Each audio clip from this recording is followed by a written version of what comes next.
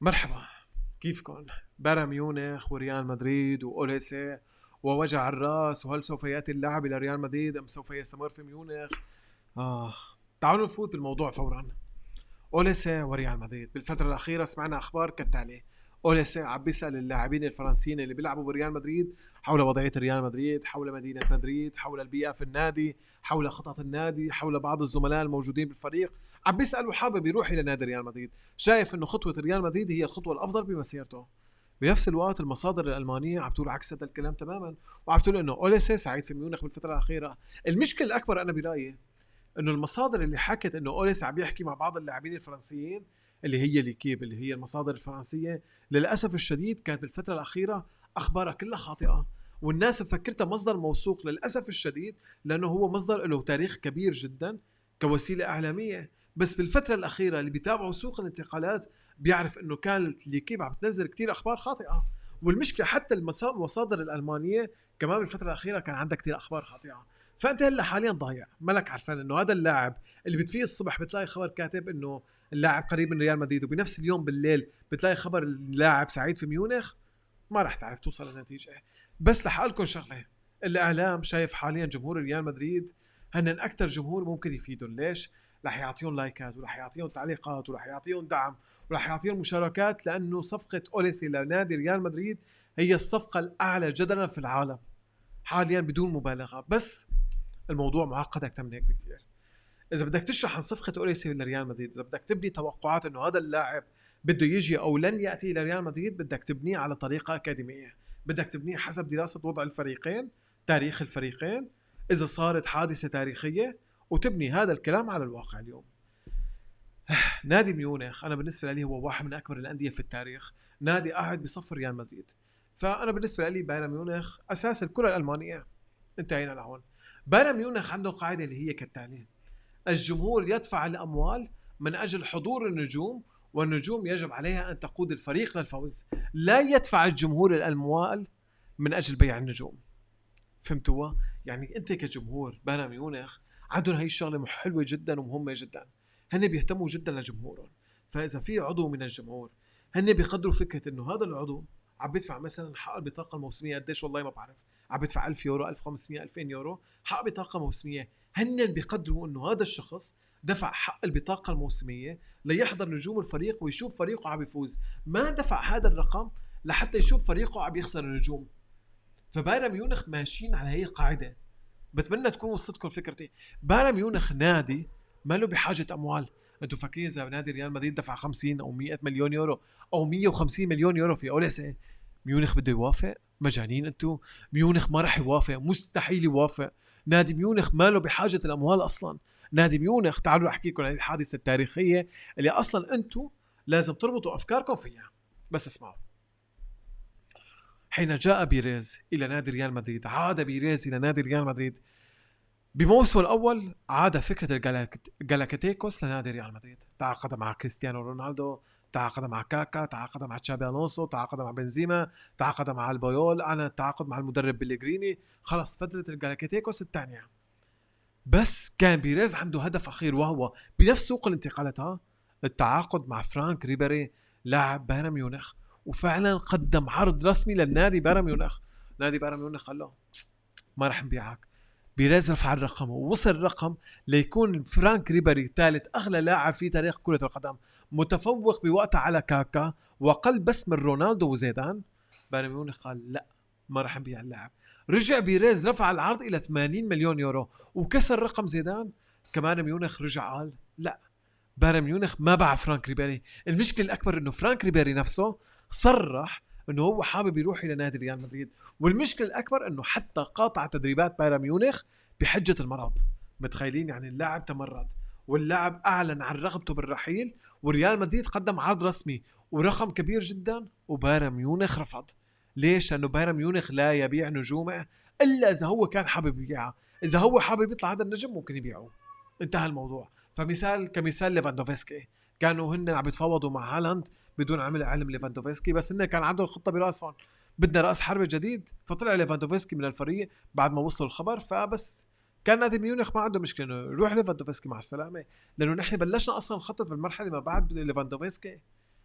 فانا بالنسبه لي حاليا ميونخ ليس بحاجه اموال، فالصفقه حتى اكاديميا منطقيا مو ظابطه.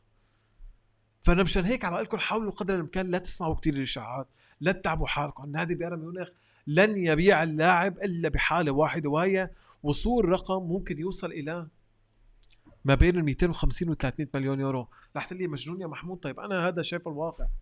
ما انتم مفكرين يعني انه حيوافقوا على 150 او 160 مليون يورو؟ اكيد لا.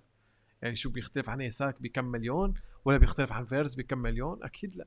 هو اقل من نيمار؟ اكيد لا. ما بيشوفوا بايرن ميونخ هيك. ممكن هو فعلا اقل من نيمار، بس بايرن ميونخ ما بيشوفوا هيك.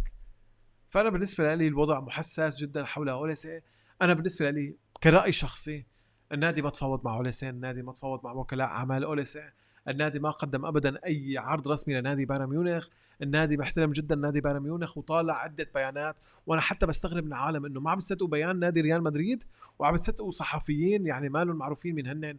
فانا بالنسبه لي لا حميل لفكره انه رح اصدق بيان نادي ريال مدريد اللي اعلن كالتالي انه علاقتنا جيده مع بايرن ميونخ، ما راح ينزع اي شيء. فانا بالنسبه لي لن ياتي اوليسي، الموضوع منتهي.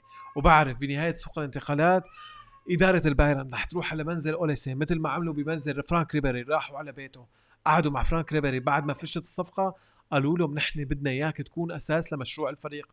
ووقتها فرانك ريبيري غير من رايه تماما واصبح لاعب مستعد يعمل كل شيء لاجل نادي بايرن ميونخ.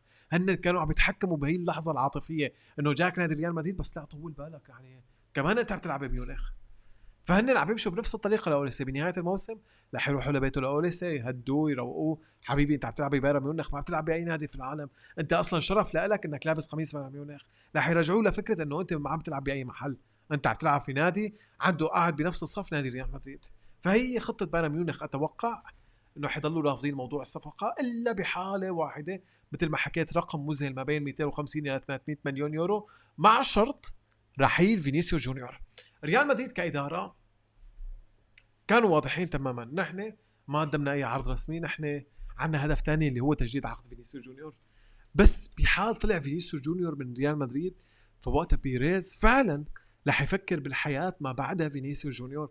الحياة ما بعد فينيسيو جونيور يعني انت لازمك جناح قولا واحدا، انت بحاجة اوليسي. فالراتب اللي كان بده يدفعه لفينيسيو جونيور، العمولة الضخمة اللي كان بده يعطيها اياها لفينيسيو جونيور، ممكن يمسك بيريز يستعملها كتمويل اضافي لل 150 مليون يورو اللي حكى عليها انه في لاعب سوبر ستار، ويحط على هذا الرقم من اجل اقناع اوليسي بالقدوم الى نادي ريال مدريد، من اجل اقناع نادي بايرن ميونخ ببيع اللاعب.